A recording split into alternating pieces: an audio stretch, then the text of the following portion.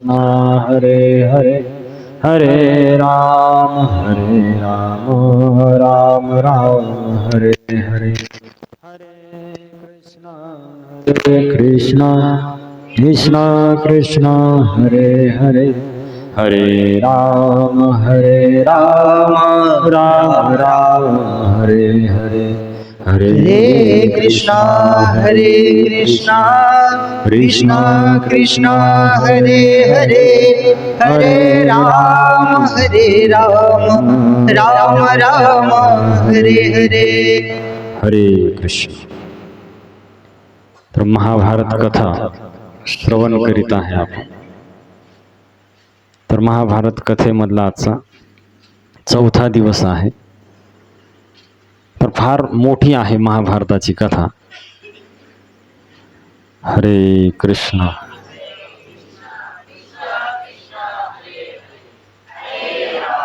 हरे राम राम राम हरे हरे. तर ही कथा जी आहे फार मधुर आहे, अमृतासारखी आहे.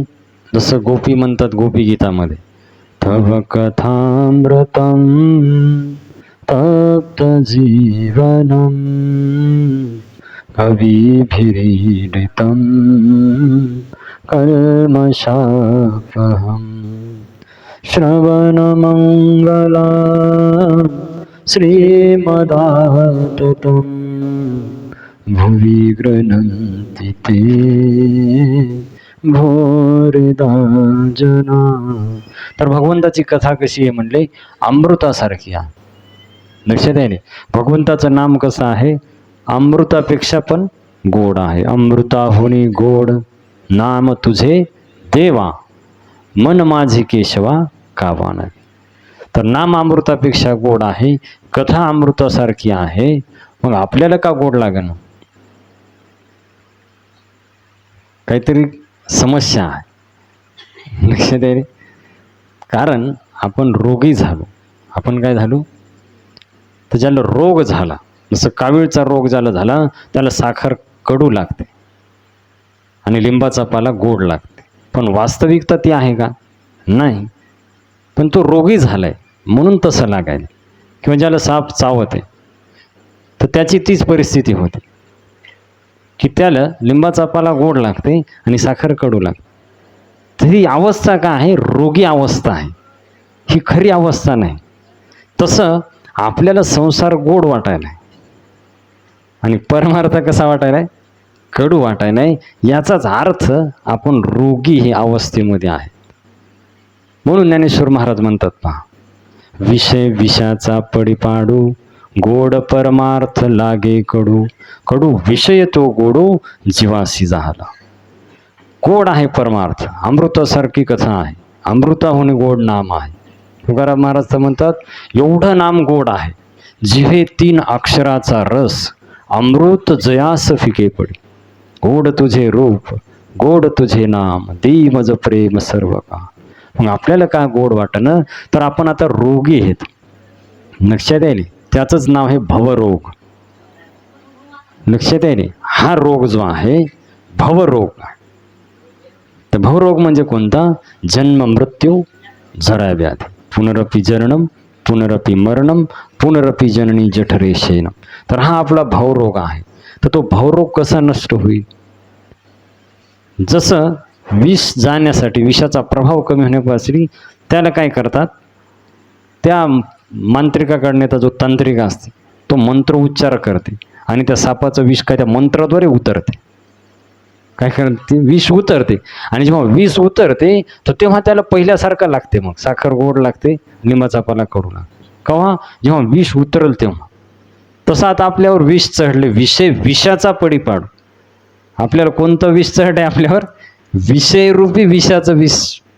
लक्षात आहे. म्हणून आपल्याला गोड परमार्थ काय लागायलाय, कडू लागायलाय. कथा ऐकू वाटत नाही, बातम्या दिवसभर पाहतो, कथा ऐकू वाटत नाही 1 तासभर. लक्षात आहे. एक माळ करू वाटत नाही, गेम दिवसभर खेळतो. ही रोगी अवस्था आहे. तर ते भवरोग नष्ट करण्यासाठी भगवंतांनी एक स्पेशल औषध कलियुगासाठी तयार केले. काय म्हणतात पहा, एक आचार्य आहेत भक्तिविनोद ठाकूर, येणीची औषधी माया नसीबार लागी, श्री हरिनाम महामंत्र लावो तुम्ही मागी. तर हा मायेचा रोग नष्ट करण्यासाठी म्हणले भगवंताने एक औषध आपल्यासाठी दिलं आहे, तेच आहे हरिनाम. जेव्हा आपण हरिनाम घ्यायला सुरुवात करू तेव्हा ही अवस्था ओरिजिनल होते. आपली जी मूळ अवस्था आहे, जी भगवंताचं नाम गोड वाटते, कथा गोड वाटते, भगवंताबद्दल प्रेम निर्माण होते, ही ओरिजिनल अवस्था आपली प्रकाशित होते. नंतर ही खरी स्थिती आहे आपली, लक्षात येईल. पण आता आपल्याला संसार गोड वाटायला, दुसऱ्याची निंदा गोड वाटायला. पण जेव्हा भजन सुरू करू तर जे भजन करायला त्यांना विचार, आता निंदा आवडत नाही, मूळ स्थिती जागृत होईल. आता हरिनाम आवडायला, लक्षात येईल. हरी बोला नाहीतरी अबोला, व्यर्थ गलबला करू नका. आता दुसरं बोलू वाटणं, हरिनामामध्ये गोडी यायली, तर ही अवस्था आहे, लक्षात यायली, रोगमुक्त अवस्था. तर तो रोग कधी जाईल, जेव्हा हे औषध आपण घेणार. औषध कोणतं आहे? हरिनाम. हरिनाम रूपी औषध जेव्हा आपण आतमध्ये आपल्या जाणार, तर हळूहळू हा रोग आपला नष्ट होईल. मग नाम अमृतासारखं गोड वाटल, कथा अमृतासारखी आपल्याला वाटल, लक्षात येईल. म्हणून सर्व साधू संत सांगतात, कलियुगी उद्धार हरीच्या नाम. तुम्ही हरीचं नाव घ्या, तुमचा हा रोग जाईल आणि तुमचा काय होईल? उद्धार होईल, लक्षात येईल. तर ही एकमेव औषध आहे कलियुगात, दुसरं औषधच नाही. एक गावे आम्ही विठोबाचे नाम, अनिकाचे काम नाही. आता दुसऱ्या कशाची गरज नाही. एक औषध असं आहे, याच एका औषधानं सगळे रोग जातात. रामकृष्ण नाम सर्व दोष हरण, जळ जीवा तारण हरी. तर त्याच्यामुळं साधू संताचं सांगणं आहे, लागोनिया पाया विनवितो तुम्हाला, करे टाळी बोलामुखी नाम विठ्ठलाच. तर तुमच्या पाया पडून सांगतो तुकाराम महाराज म्हणतात, तुम्ही एकच काम करा, जसं होईल तसं भगवंताचं नाव घ्या. हरे कृष्णा कृष्णा हरे हरे, हरे राम राम राम हरे हरे. तर तुमचा हा भवरोग जाईल आणि तुमचं जीवन सुखी होईल. लक्षात येईल. आपण दुखी का आहे? या रोगामुळे दुखी. रोगी माणूस सुखी थोडा असते. रोगी माणूस चेहऱ्यावर पाहिलं की कळते हा काय आहे, तसं चेहऱ्याकडे पाहिलं की समजतं हा भवरोगी आहे. प्रसन्नता नाही. तुकाराम महाराजाचा पण आनंदाचे डोही आनंद धर्म, अवघाची संसार सुखाचा करीन, अवघे चित्र लोके आनंदाची. आता आपलं संसार दुःख मूळ चहूकडे गण, विश्रांती नाही कोठे रात्रंदिवस तळमळ. आपली ही स्थिती आहे का? कारण आपण रोगी झालो, औषध घेईन आणि दुसरे सांगायला तर रोग झाला, काय झालं नाही आम्हाला, आम्ही चांगले आहेत. डॉक्टर सांगेल बाबा हा रोग झाला, औषध घे, तू बरा होशील. नाही आम्हाला काही रोग झाला नाही. तर त्या पेशंटला कोण नीट करणार? तो स्वीकार करायला तयार नाही, मी रोगी. लक्षात येईल. साधू संत सांगायले बाबा तुम्हाला भवरोग झालेला आहे. लक्षात येईल. हा नष्ट कधी होईल? जेव्हा तुम्ही हरिनाम घ्याल तेव्हा हा रोग नष्ट होईल. त्याच्यामुळं ज्याला वाटतं या रोगातून मुक्त व्हावं, तर हरिनाम रूपी औषध रोज घ्यायला पाहिजे. आणि पथ्याचे काल 4 नियम आपण पाहिले, कलियुगाच्या 4 जागा, ते 4 नियम पालन करायचे आणि हरिनाम घ्यायचं. तेव्हा हा रोग आपला जाईल आणि आपली मूळ स्थिती जी आहे ती आपली जागृत होईल. मूळ स्थिती आहे, जीवेर स्वरूप आहे कृष्णेर नित्यदास. आपण सर्व भगवंताचे दास आहेत, पण आता मायेचे दास झालो म्हणून दुःख भोगायला. जेव्हा परत आपण त्या रूपाकडे जाणार आपल्या, काय म्हणतात तुकाराम महाराज, तरीच जन्मा यावे दास विठोबाचे व्हावे, नाही तरी काय थोडी श्वान सुकरे बाप. तर जन्माला आलो म्हणले तर विठ्ठलाचे दास व्हा, नाही तर पुन्हा ते चक्र चालू होणार 84 लक्ष योनीच. लक्षात आहे ना, हे बंद नाही होणार. आता जर याच जन्मी ओळखी करा आत्मारा, संसार सुगम भोगू नका, नाही तर परत ते चक्र चालू होणार आणि कायमचं दुःख आहे. मग आता संधी आहे, तर आपण भजन करून या चक्रातून मुक्त व्हायला पाहिजे. लक्षात आहे. साधू संतांचा आश्रय घेऊन आपण भजन करायला पाहिजे आणि या चक्रातून मुक्त व्हायला पाहिजे. ही कथा त्याच्यासाठीच आहे, आपला रोग नष्ट करण्यासाठीच. जेव्हा कथा आपण श्रवण करू तेव्हा आपल्या लक्षात येते आपण रोगी आहे. कथा जेव्हा आहे, सत्संग जेव्हा करतो तेव्हा आपल्या लक्षात येते आपल्याला रोग झालाय, त्याच्यातून मुक्त आपल्याला व्हावं लागेल. आणि मुक्त होण्यासाठी व्यक्ती हरिनाम घेईल. आणि जो हरिनाम घेईल, कसं पण घेऊ द्या, कसं पण, जाणीव नेणीव भगवंती नाही, हरी उच्चारणी पाही मोक्ष सदा. 100% त्याचा उद्धार कलियुगा.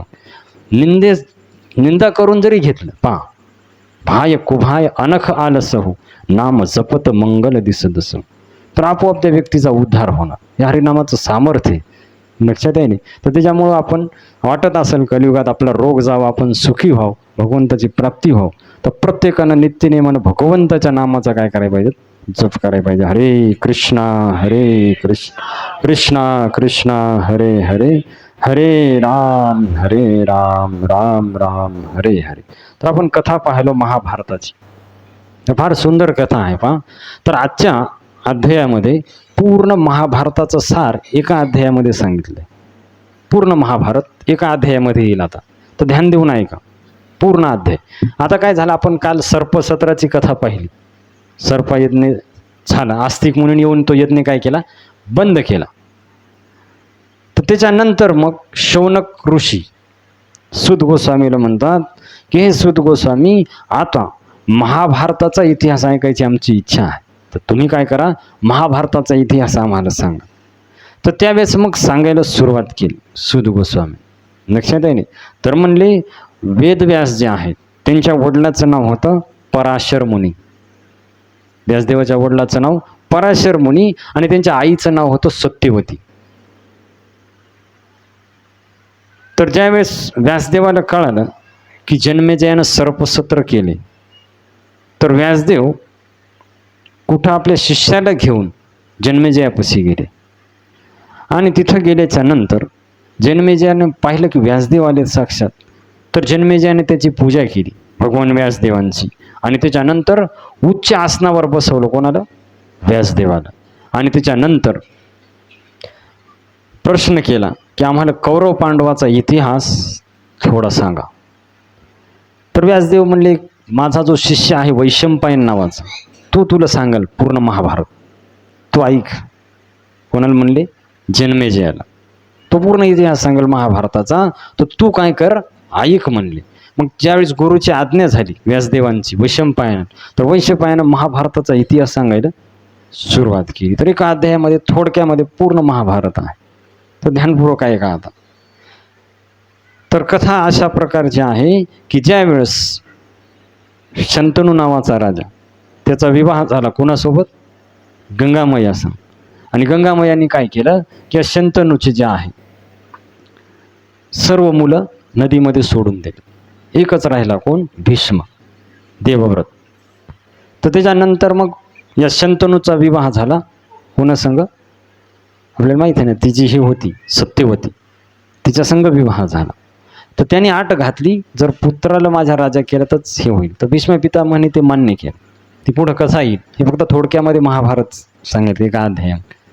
आणि त्याच्यानंतर मग सत्यवतीला मुलगे झाले दोन, चित्रंगद आणि विचित्रवीर्य. लक्षात येणे, चित्रंगदाचा मृत्यू झाला आणि मग विचित्रवीर्य जो आहे, तर विचित्रवीर्याला दोन पत्न्या, अंबिका आणि अंबालिका. तर यांच्याद्वारे आता तो फार आसक्त झाला त्यांच्यामध्ये. आणि काय झालं, त्याला क्षयरोग झाला, विचित्रवीर्याचा पण मृत्यू झाला. आता अडचण निर्माण झाली वंशाला. मग सत्यवतीनं माहीत होतं की आपला एक पुत्र आहे व्यासदेव, जो अगोदर झाला होता. लक्षात आहे नाही. तर तो कसा काय झाला त्याची पण कथा पुढे येईल. तर त्यावेळेस मग काय केलं, त्यांनी व्यासदेवाचं स्मरण केलं आणि व्यासदेवानी अंबिका आणि अंबालिकाला गर्भधारणा केली. त्यांच्याद्वारे दोन पुत्र प्राप्त झाले. कोण कोण, धृतराष्ट्र आणि पांडू महाराज. लक्षात आहे.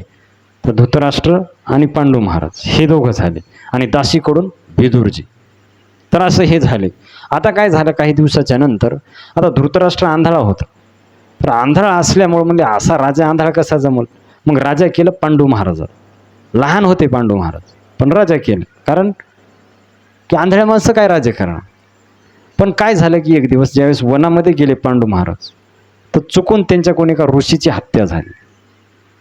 ऋषीनं शाप दिला, किंदिम नावाचे ऋषी, पुढे ती कथा येईल.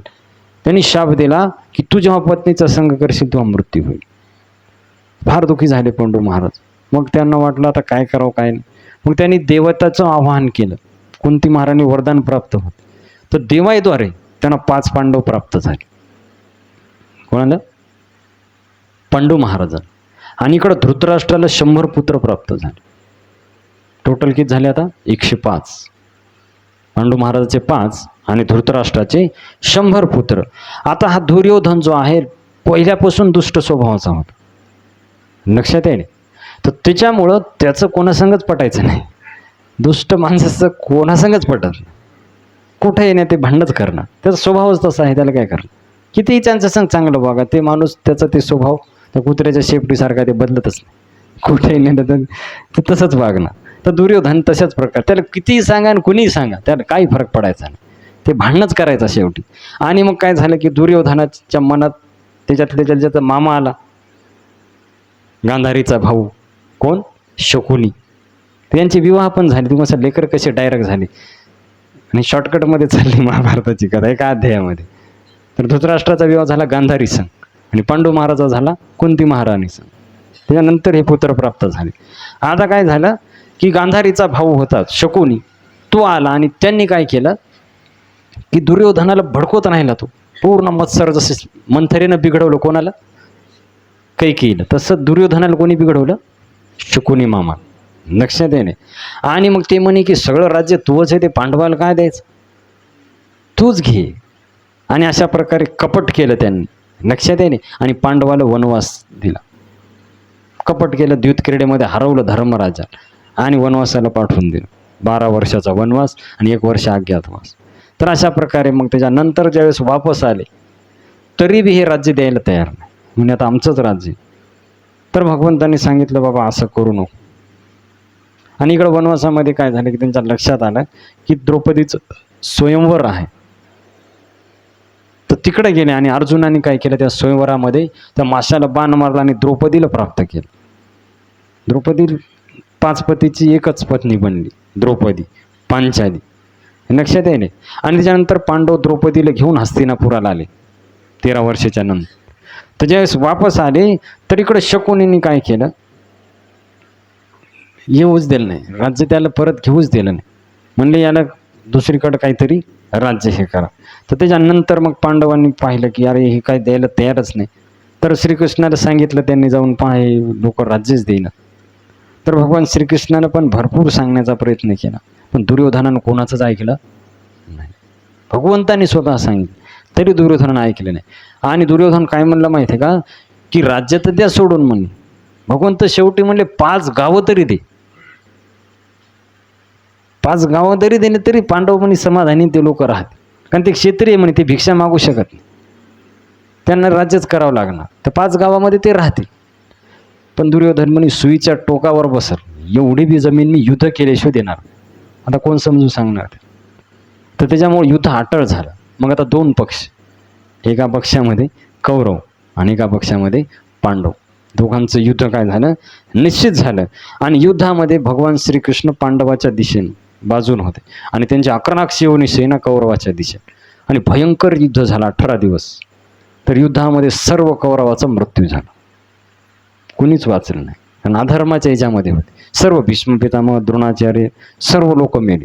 कर्ण, त्याच्यानंतर दुशासन, दुर्योधन, सगळे त्याच्या पक्षामध्ये जेवढे होते तेवढे मेले. आणि त्याच्यानंतर मग पांडवांना काय झालं, राज्य वापस मिळालं. सगळेच मेले. आता राज्य कोणाला भेटलं, पांडवाला भेटलं.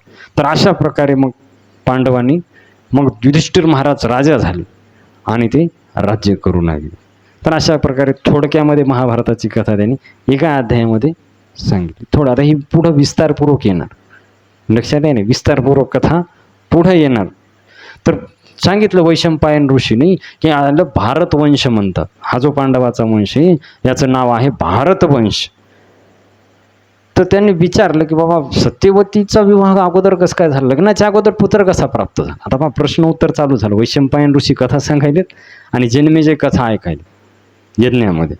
तर म्हणले कसं काय पुत्र अगोदर झाला, हे आम्हाला काही समजेना म्हणे. तर त्यावेळेस मग वैशंपायन ऋषी म्हणले की सत्यवती ही एका कोळ्याची मुलगी होती, लक्षात आहे. आता ही जी आहे तर ती रोज त्या नदीहून काय करायची, इकडून तिकडं मासे पकडायची आणि कोणी आलं तर त्याला पलीकडं न्यायची नावेद्वारे. आता एक दिवस पराशर मुनी आले. पराशर मुनी ज्यावेळेस आले तर पराशर मुनी त्रिकालज्ञ होते. तिन्ही काळाचं त्यांना ज्ञान होतं. तर पराशर मुनी आले तर त्यांना कळालं की आता भगवंताच्या अवताराचा टाईम झाला आहे.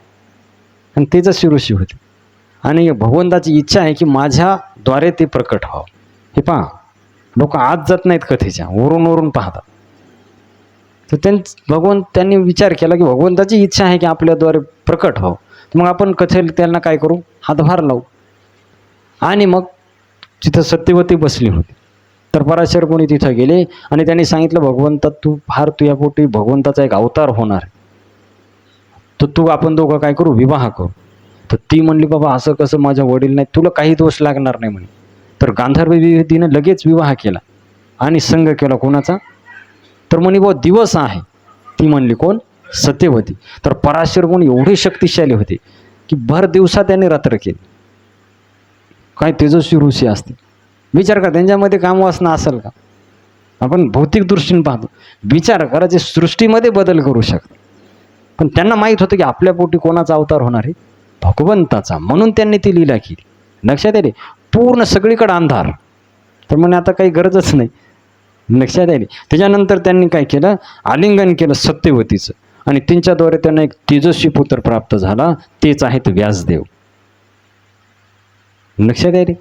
तर हे व्यभिचार नाही म्हणता येत यार, हे लक्षात घ्या. व्यभिचाराची संतती दुष्ट स्वभावाची राहते, राक्षसी स्वभावाची राहते. पण ही जे राहते ते भगवंताचा अवतार आहे. तर अशा प्रकारे म्हणजे व्यासदेवाचा जन्म झाला. कोणाकडून?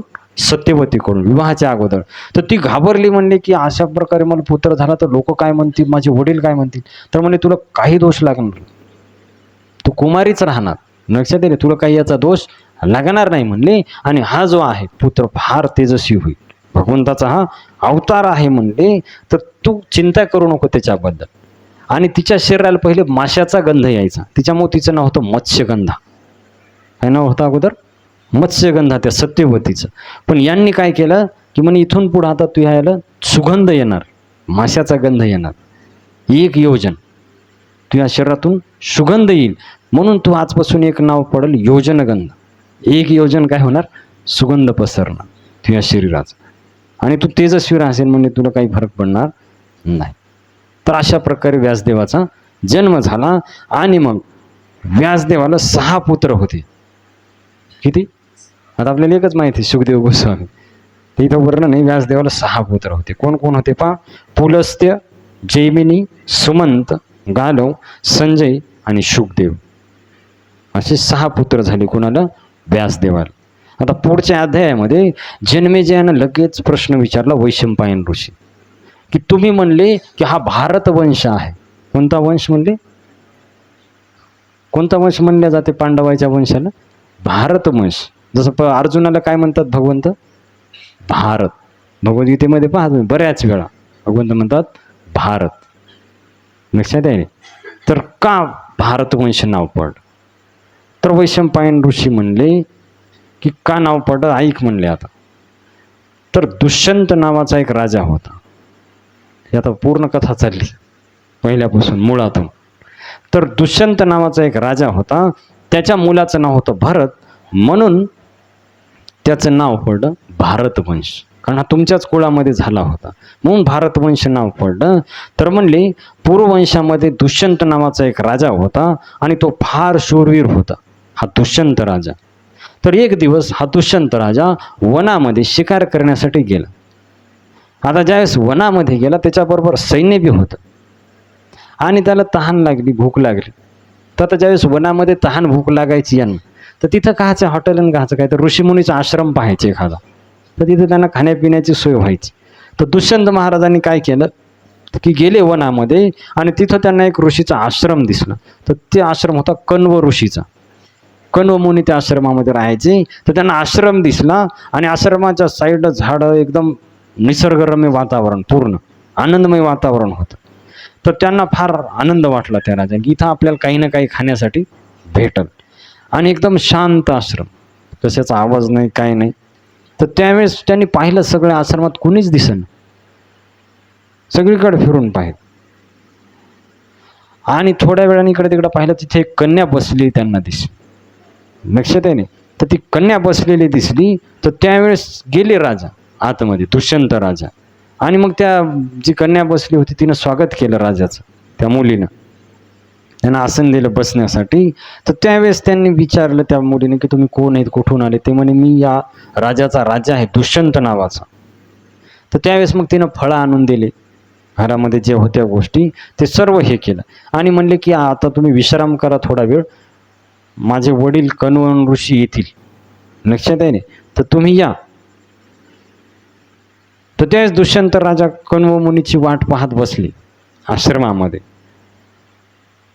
तर त्यावेळेस मग त्यांनी विचारलं, कण्व मुनी तर ब्रह्मचारी आहेत, त्या मुलीला आता बसल्याचं की काय करतील, मग गप्पा आणत बसले. कोणा सांग, त्या शकुंतला नाव होतं, त्या मुलीचं नाव काय होतं, शकुंतला. तर म्हणले की तुझे वडील तर ब्रह्मचारी, तू कसं काय झाली, मग तुला आई नाही काय नाही, तू कसं काय झाली? तर त्यावेळेस शकुंतला म्हणली की हे माझे वडील नाही, लक्षात आहे नाही. आणि दुसरी एक गोष्ट भागवतामध्ये ही विस्तारपूर्वक कथा आहे. तर दुष्यंत महाराज म्हणतात की माझं मन कधी परस्त्रीकडे आकर्षित होत नाही, एवढा विश्वास त्यांना. पहिले किती पवित्र हृदयाचे लोक होते. माझं मन कधीच परस्त्रीकडे जात नाही, तर पण माझं मन तुझ्याकडे आकर्षित व्हायला. याचा अर्थ म्हणले तू ब्राह्मण नाही, तू क्षत्रिय आहे आणि तुझे वडील ब्राह्मण आहे, तर असं कसं शक्य आहे? तर खरं खरं सांग म्हणले तू कोणाची मुलगी? तर त्यावेळेस शकुंतला तिचा इतिहास सांगते. काय म्हणते शकुंतला, तुम्ही बरोबर ओळखलं म्हणले, मी यांची मुलगी नाही म्हणले. मग तू कुणाची आहे? तर म्हणले मी विश्वामित्र आणि मेनकेची मुलगी. शकुंतला, लक्षात आहे नाही. तर म्हणले कसं काय काय झालं होतं? तर त्यावेळेस म्हणले की विश्वामित्र ऋषी तपश्चर्या करत होते आणि त्यावेळेस इंद्रदेवाला वाटलं की हे आता माझ्या राज्य घेते. याची काही इच्छा नव्हती राज्याची, पण इंद्रदेवाला चिंता आला. तर खुर्चीची काळजी कोणाला पण आहे ना, लक्षात आहे रे. तर इंद्रदेवाला वाटलं की आपलं राज्य आता विश्वामित्र घेते. मग इंद्रदेवानी काय केलं, मेनका नावाची अप्सरा पाठवली तपश्चर्या भंग करण्यासाठी. कोणाची? विश्वामित्र ऋषीची. आणि मग ती आली, लक्षात. 60,000 वर्ष तपश्चर्या केली होती विश्वामित्र ऋषी. आणि ज्यावेळेस मेनका आली तर तिनं काय केलं, पायातले पैंजण वाजून पूर्ण मन विचलित केलं. कोणाचं? विश्वामित्र ऋषीचं. आणि त्याची तपश्चर्या भंग झाली आणि ते आकर्षित झाले कोणाकडं, या मेनकेकडं. आणि त्याच्यानंतर मग त्यांनी काय केलं, संग केला मेनकेचा आणि त्यांना एक मुलगी प्राप्त झाली. तर म्हणले तीच मी आहे. आता काय झालं की मुलगी प्राप्त झाली आणि काही वेळाच्या नंतर विश्वामित्र ऋषी भानावर आले, मी काय करू लागलो आणि काय झाले. तर त्यांना फार राग आला. त्यांनी मला तिथंच टाकून दिलं आणि मेनका तर अप्सरा, त्यांना काही घेण्यात येणार नाही, ती स्वर्गाला निघून गेली, मी तिथंच पडून राहिली. तर तेवढ्यामध्ये काय झालं, कण्व मुनी त्या मार्गावरून जाऊ लागले. तर त्यांनी पाहिलं एक मुलगी लढायली छोटूशी तिथं. तर त्यांनी मला उचलून घेऊन आले आश्रमामध्ये आणि माझ्या शेजारी शकुंत नावाचे पक्षी होते. तर त्यांनी मला रक्षण केलं, दुसऱ्या प्राण्याला येऊ दिलं नाही जवळ, म्हणून माझं नाव त्यांनी ठेवलं शकुंतला. तर हा माझा असा इतिहास आहे. म्हणजे विश्वामित्राने माझा सांभाळ केलेला नाही, तर कण्व मुनीनं माझा काय केलाय, सांभाळ केलाय आणि मुलीसारखं माझं ते काय करतात, पालन करतात. लक्षात आहे. म्हणून माझं नाव आहे शकुंतला. तर मग दुष्यंत म्हणले की ठीक आहे, काही हरकत नाही. तर माझी अशी इच्छा व्हायली की तुझ्या संग विवाह करा. हे पहा, हे जे सात्विक राजे यांचं राक्षसासारखं आचरण नसतं. आता याच्या जागी जर रावण असता किंवा दुसरा एखादा राक्षस असता तर लगेच संग करून निघून गेला असता, त्याला काही घेणं देणं नाही बाकीच्या गोष्टी. पण जे शुद्ध लोक राहतात ते पहा, हे काय म्हणतात, मन आकर्षित झालं पण इंद्रियावर किती नियंत्रण. दोघंच आहेत आश्रमामध्ये, कोणीच नाही, पण किती नियंत्रण दुष्यंत राजाचं. तर ते म्हणे माझी अशी इच्छा व्हायली की तुझ्या संग विवाह करा. तर त्यावेळेस शकुंतला म्हणली ठीक आहे, काय हरकत नाही, पण तुम्हाला एक मला वचन द्यावं लागेल की मला जो पुत्र होईल त्याला जर तुम्ही राज्य देत असाल तर मी विवाह करायला तयार, असं म्हणली शकुंतला. तर मी विवाह करायला तयार आहे. तो राजा म्हणे ठीक आहे, काय हरकत नाही. आणि दोघांनी काय केलं, तिथल्या माळी तयार केल्या फुलाच्या आणि माळी घातल्याला गांधर्व विवाह म्हणतो. लक्षात आहे. तर 8 प्रकारचे विवाह आहेत. तर हा गांधर्व विवाह. आणि जे पळवून नेले जाते तो राक्षसी विवाह आहे. लक्षात येईल. तर गांधर्व विधीनं विवाह केला कोणाचा, दुष्यंताने शकुंतलेचा.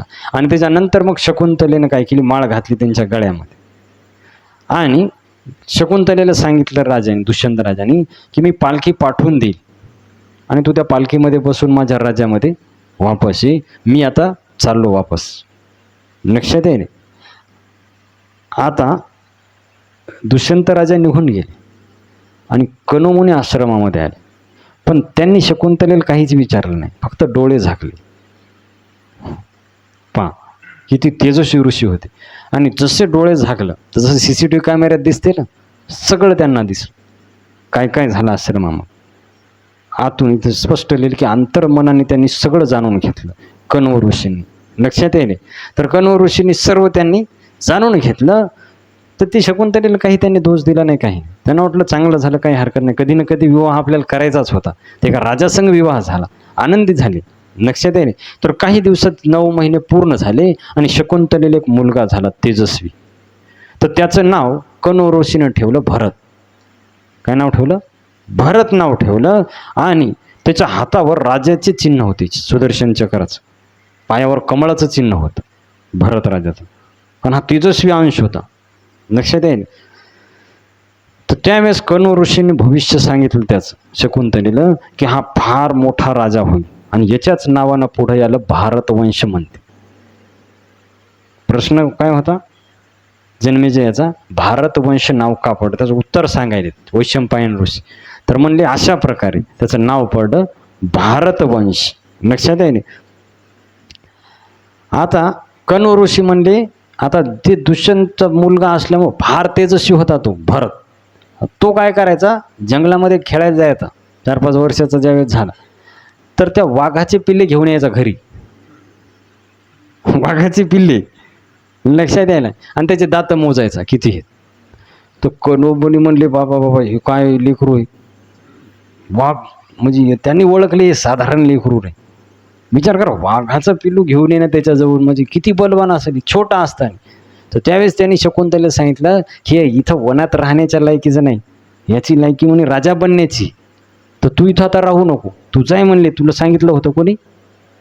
दुष्यंत महाराजांनी. तर या मुलाला घेऊन जाय आणि तिथं राज्य, याला राजा बनव आणि तिथं राहे तू.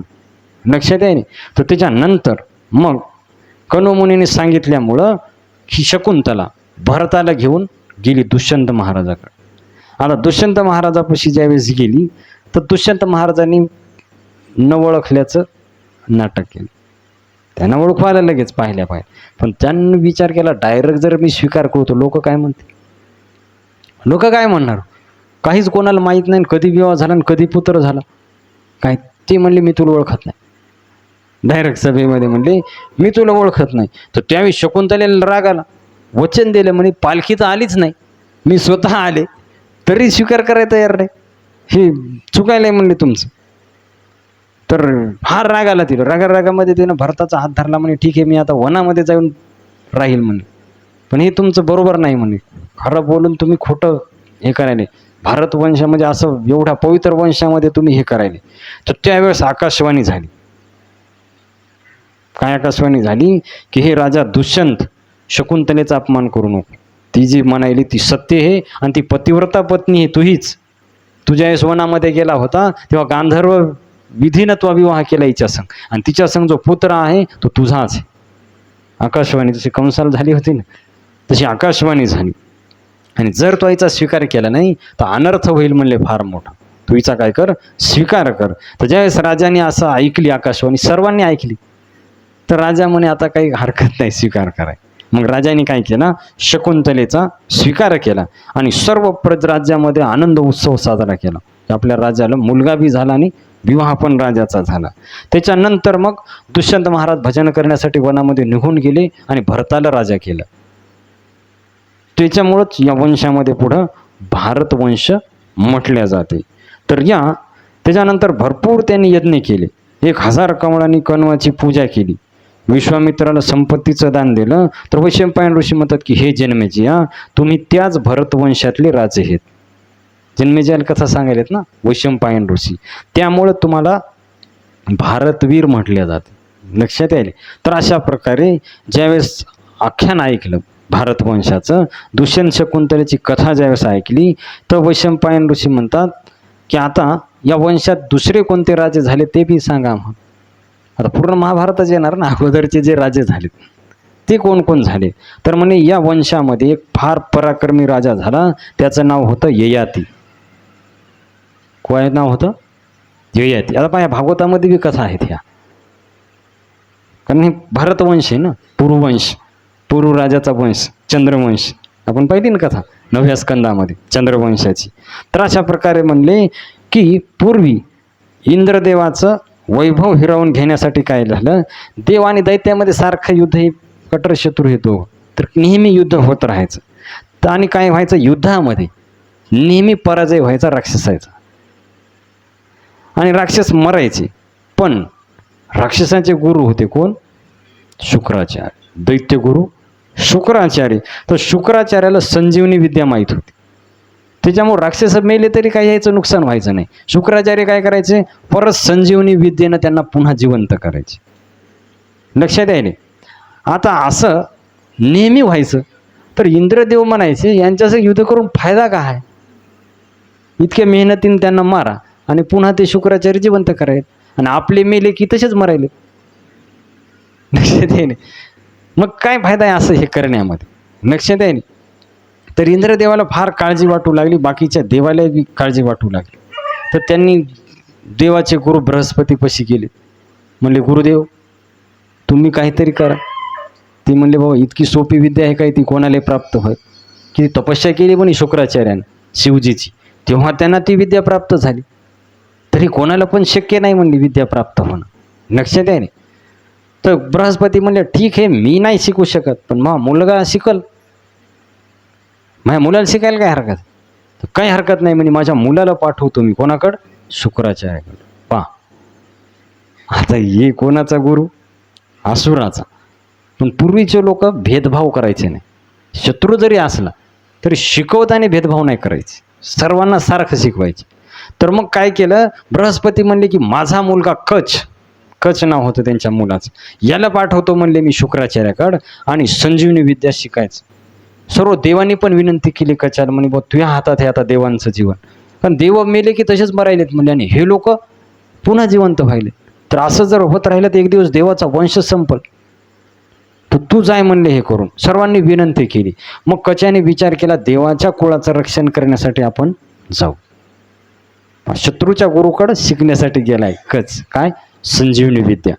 आणि मग तिथं ज्यावेळेस गेला शुक्राचार्यापाशी, तर शुक्राचार्याला प्रणाम केला, आणि शुक्राचार्याला काय म्हणतो डायरेक्ट, मी देवगुरु बृहस्पतीचा मुलगा कच, आणि संजीवनी विद्येचा मंत्र शिकण्यासाठी तुमच्याकडे आलो, तर तुम्ही मला शिष्य म्हणून स्वीकार करा, मी तुम्हाला शरण आलो.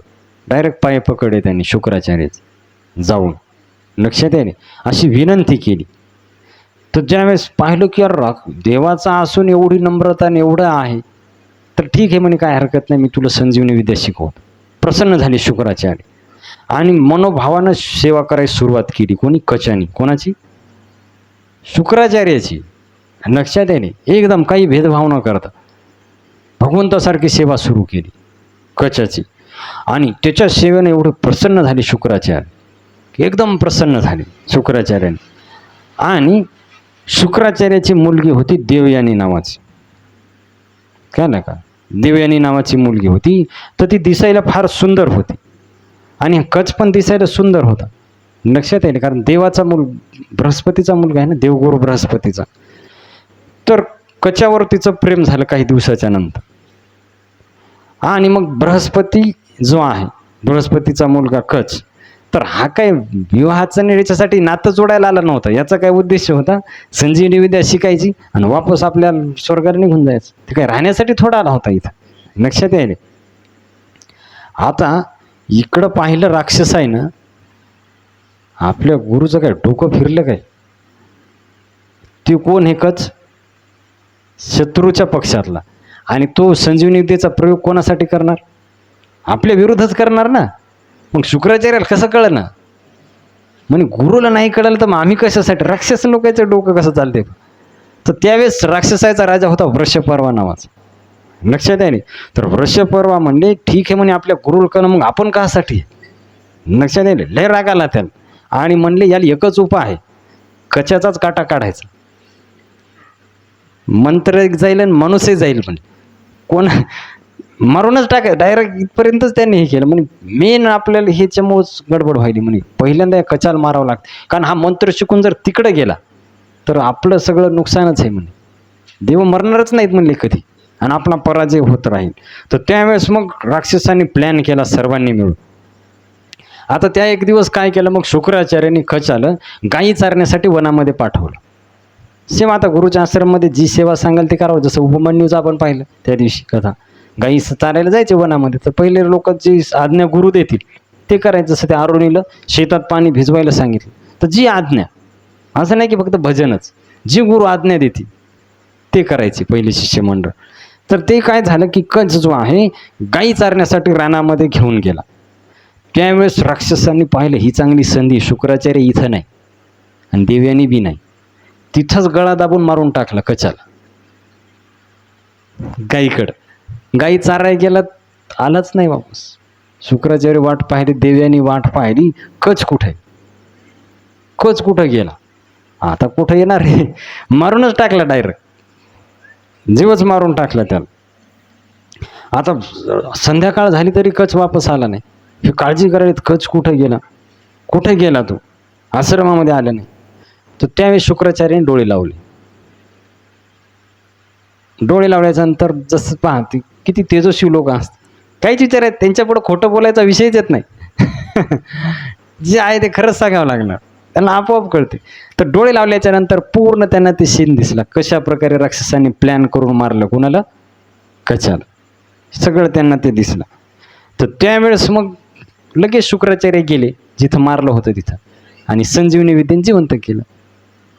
कोणाला, कचाला.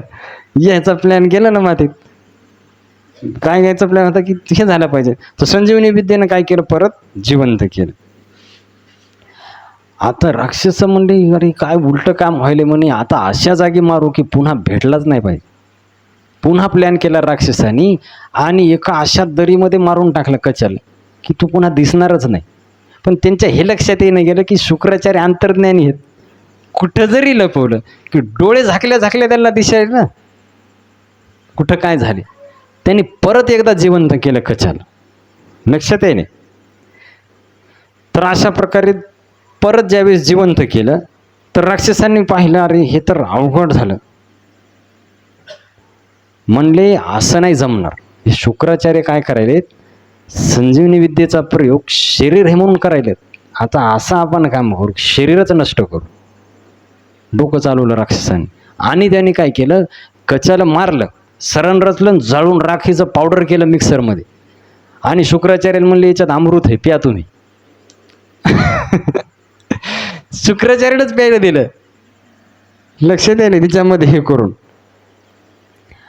आता शुक्राचार्य वाटलं बस शिष्याने दिले अमृत, काय हरकत आहे प्या. त्यांनी एवढं काय अगोदर त्यांना माहीतच नाही घ्यायचं का. ज्यावेळेस त्यांनी डोळे लावल्यावर त्यांना समजत, तर काय समजणार आहे काय लीला झाली. तर त्यांनी बिचाऱ्यांनी पिलं, बस शिष्याने आणली गिफ्ट, पिऊ द्या.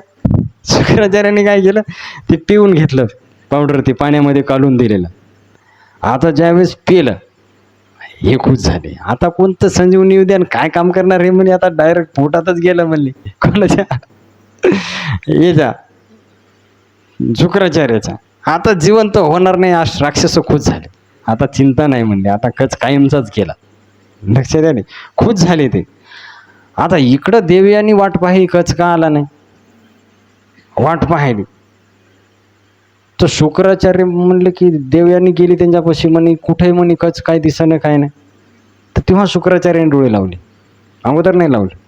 ज्यावेळेस देवयानी विचारली की संध्याकाळ झाली आणखीन का आला नाही, तर त्यावेळेस डोळे लावल्याच्या नंतर त्यांच्या लक्षात आलं की कच आपल्या पोटात गेलाय.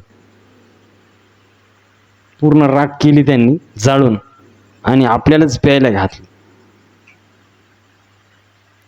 आता शुक्राचार्य काय म्हणले देवयानीला माहिती आहे का, आता तो पोटात गेलाय म्हणे, आता त्याला बाहेर काढायचं तर मला मरावं लागते. पोट फाडूनच बाहेर येणार ना, असं कसं बाहेर येईल. त्याला जर जिवंत करायचं म्हणले तर मला मरावं लागतं, आणि मी मेल्यावर कोण जिवंत करेल. पण देवयानीचं एवढं प्रेम होतं त्या कच्यावर, ती म्हणे बाबा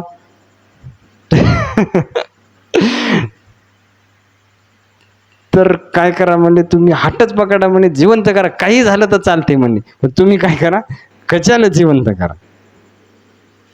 तर त्यावेळेस शुक्राचार्य कचाला काय म्हणले माहिती, त्यांनी पाहिलं की आता मरण आपलं निश्चित हे काढू, कारण आता पोट फाडून आल्यावर काय वाचणार आहे.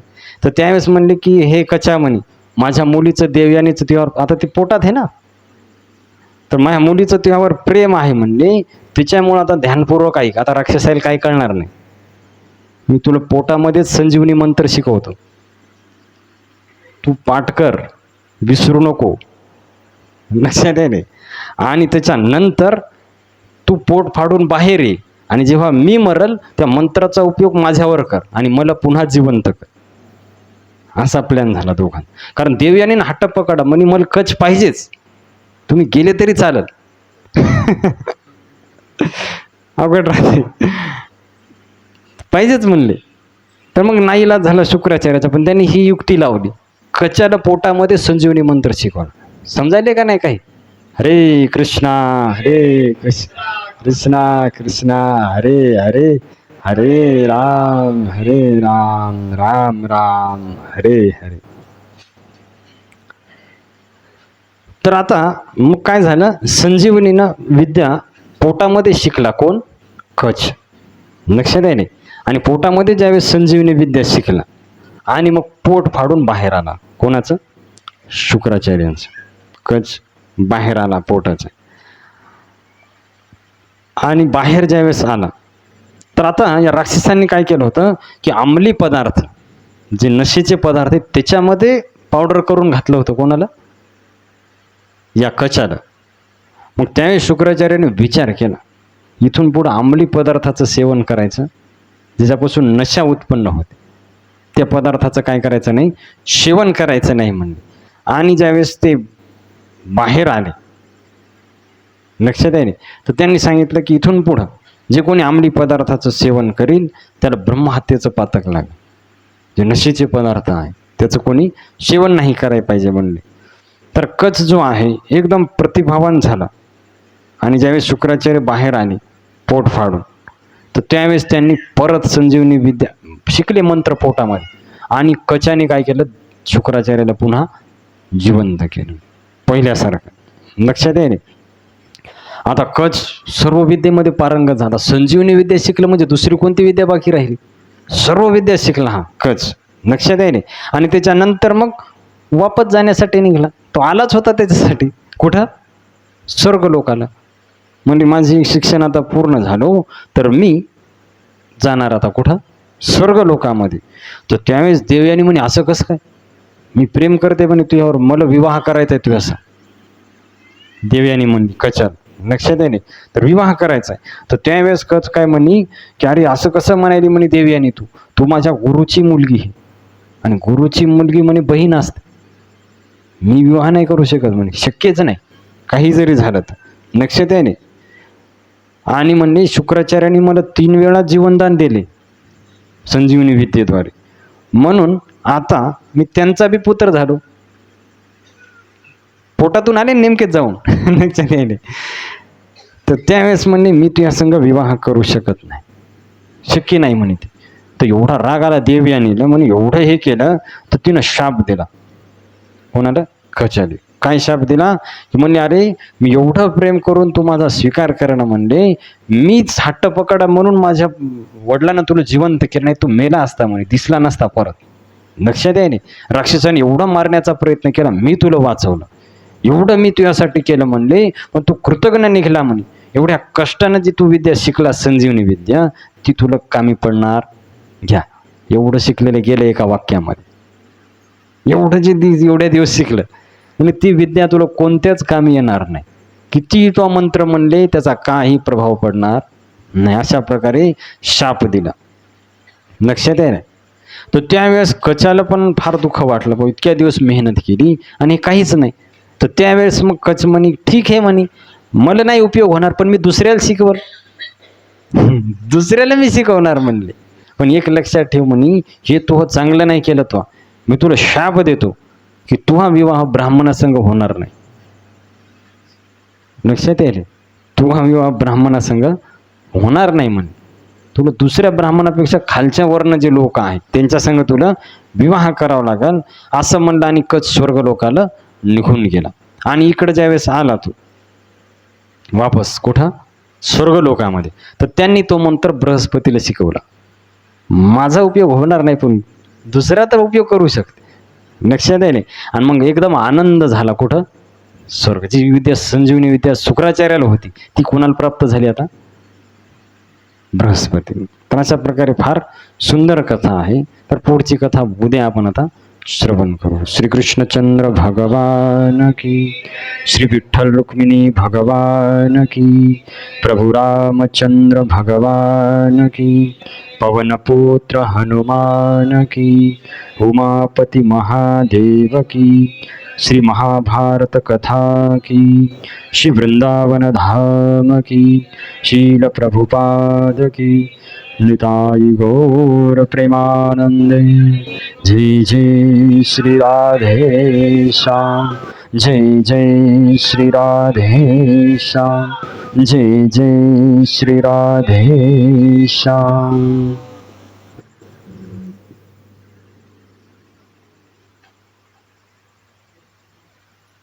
पांडव प्रताप किंवा महाभारत यांची कथा श्रवण करीत आहेत. तितकंच आणि त्या तीर्थक्षेत्रात ठिकाणी माणूस जो अन्नदान करतो तितकंच फळ या श्रावण मासामध्ये कथा होईल आणि तिथे